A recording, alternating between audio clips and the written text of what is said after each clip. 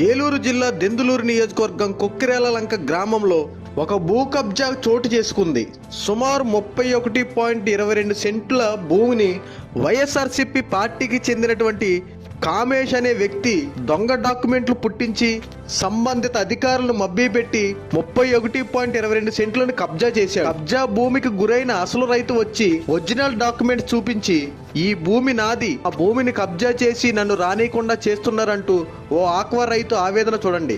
చంద్రబాబు గారు మీరే న్యాయం చేయాలంటూ ఆక్వా రైతు ఆవేదన. సుప్రీంకోర్టులో 97 నుంచి 2016 లోపు సుప్రీంకోర్టుతో అన్ని కోర్టులు గెలిచి వచ్చిన పొలం మాది. దాన్ని భూ కబ్జా చేశాడు.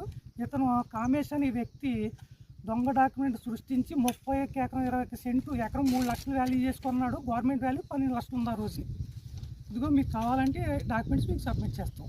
దొంగ డాక్యుమెంట్తో రిజిస్టార్ వారు కానీ అన్ని శాఖలు కూడా మాయం చేసి మోసం చేసి కబ్జా ఏది వైసీపీ పాలనలో చేసిన దొంగ రిజిస్ట్రేషన్ డాక్యుమెంట్ ఇది.